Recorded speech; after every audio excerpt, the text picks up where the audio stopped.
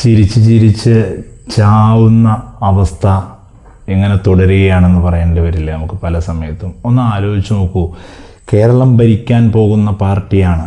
കേരളത്തിൽ മൂന്നാം ഊഴം LDF സർക്കാരിൻ്റെ അവസാനിപ്പിക്കാൻ ഒരുങ്ങുന്ന പാർട്ടിയാണ്. ഞാൻ ആദ്യം പ്രസംഗിക്കും, ഞാൻ ആദ്യം പറയും, ഞാനല്ലേ KPC പ്രസിഡൻറ്റ്, നിങ്ങളങ്ങ് മാറി നിൽക്കടൂ.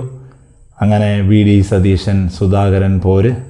അതിനുശേഷം മൈക്കിൻ്റെ ഫ്രണ്ടിൽ വികട സരസ്വതി പ്രയോഗം സുധാകരൻ്റെ വക മറ്റൊരു ദിവസം.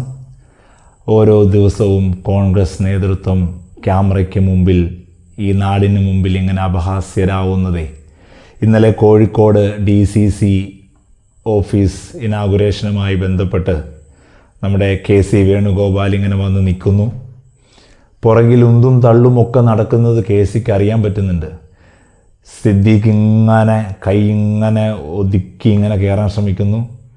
നേരെ തൊട്ടടുത്ത് KCക്കും കത്രിക, ഇനാഗുറേറ്റ് ചെയ്യാനുള്ള കത്രിക പിടിച്ച് നിൽക്കുന്ന പെൺകുട്ടിക്കും ഇടയിൽ ഒരു വില്ലൻ ഇങ്ങനെ നിന്ന് സിദ്ദീഖിനെ തടയുന്നു. സിദ്ദീഖിനിടയിലൂടെ VD സതീശൻ KCക്ക് തൊട്ട് അടുത്തെത്തി അങ്ങനെ ടാർഗറ്റിലെത്തുന്നു.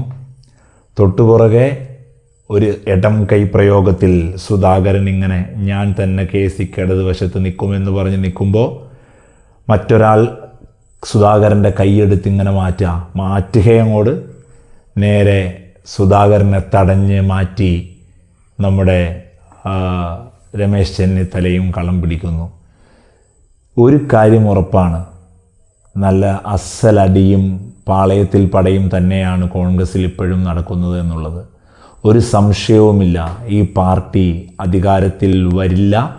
അധികാരത്തിൽ വന്നാൽ തന്നെ മുഖ്യമന്ത്രി എന്ന് പറയുന്ന ആ ഒരു പോസ്റ്റിലേക്കുള്ള അടികൾ, ഗ്രൂപ്പ് കളികൾ, അങ്ങനെ വലിയ രീതിയിൽ കുഴഞ്ഞു മറിഞ്ഞ് കിടക്കുകയാണ് ആ രാഷ്ട്രീയം എന്നുള്ളതാണ്.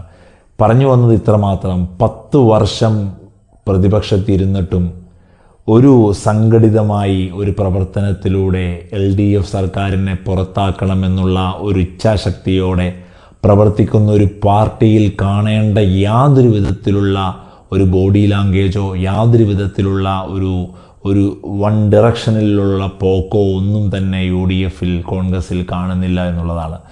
ഇന്നലെയൊക്കെ ആ ഒരു സംഭവം ഇങ്ങനെ സോഷ്യൽ മീഡിയ, മുഖ്യധാരാ മാധ്യമങ്ങൾ എടുത്ത് അലക്കി ട്രോളിന് വിധേയമാക്കുമ്പോൾ എന്ത് ചെയ്യാനാണ്?